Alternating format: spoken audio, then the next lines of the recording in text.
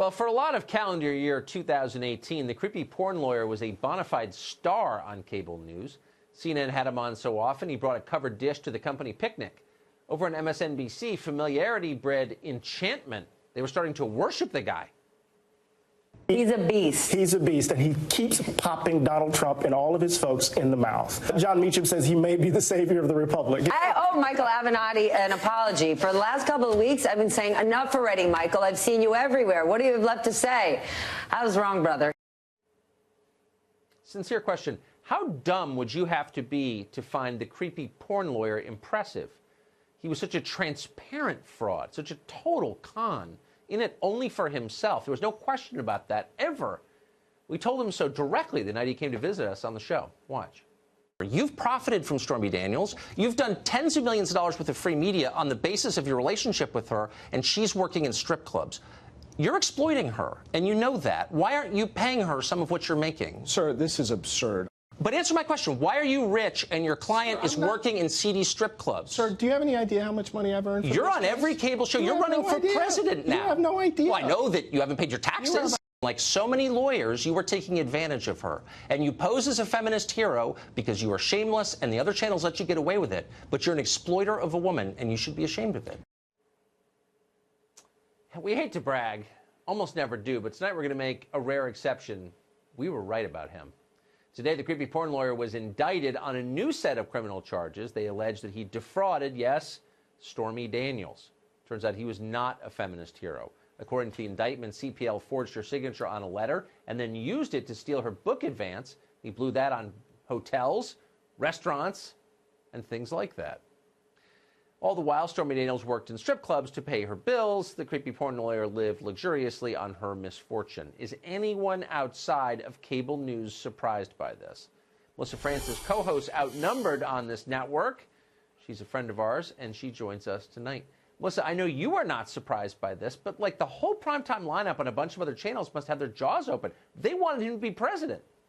Yeah, they were very excited about him, and you ran through the details very well, especially looking back at that interview and what you said and him saying, oh, no, I wasn't exploiting her. It turns out, right, that he was forging her name to divert funds that were coming to her for her book deal and putting them in his account. And he says, in his defense, he was tweeting today, basically, I was owed that because I was his lawyer. And then you say, well, then why did you have to forge her name? And then why then did you tell her, according to the criminal indictment from the Southern District, why did you tell her that the publisher refused to pay?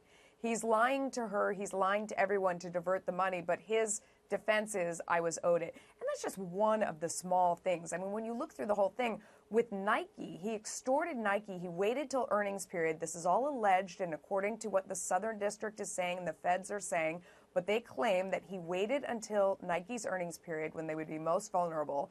And then he said, you have done wrong, and I am going to have a press conference if you don't hire me right now to audit your company for $20 million, and I'll be your internal counsel to audit your company and see, or the caveat was you can just give me $22 million and I'll be quiet and go away. Now, this is all in the paperwork that came out today that we read, and he's tweeting back in his defense, I will be exonerated. I was owed this money in all of these different cases. All told, he could go to jail for 404 years, and in my book, it's really not enough for everything that he did. I mean, he also had bank fraud, wire fraud. He filed for bankruptcy. He lied in that proceeding, all alleged, again, alleged. But this is a lot of piling on in California, in New York, all over the place. And it kind of hits on two themes that our viewers love here. Number one is hypocrisy. And that's what you really put out there when you had that interview with him, where he's standing there holier than thou, filled with sanctimony, saying, this person broke the law. This person is immoral. I'm standing up for what's right and the law and this and that. And here, he, according to these officials and these law enforcement officers, he's one of the biggest criminals and predators out there, according to what they're saying. The other thing that I think is really interesting that your viewers love is the irony. Because you've got to think that he was doing this for a long time. I mean, there are many clients he's accused of defrauding, and he spent the money on Ferraris, they say, and on a private plane, they say. So he was living the lifestyle and defrauding people who were being paid for legitimate things. But he didn't get caught until he went all over television, till he was drunk on his own fame, and he had people like Stephanie Ruhle over there at MSNBC celebrating him, right? I mean, until he had people finding. But where's their judgment? It was so obvious. Look, I actually feel sorry for him at this stage. I mean, there's clearly something wrong with him. I don't know. I don't want to speculate, but there's clearly something wrong. There always has been something wrong with the guy.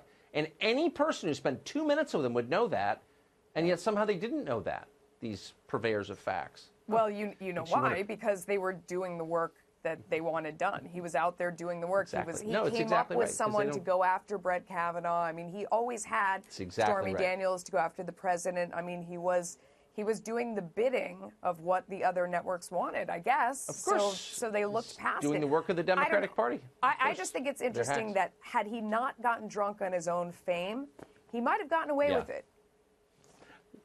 It's almost like a Scooby-Doo episode. If it weren't for you kids. Those damn kids, right. And your dog.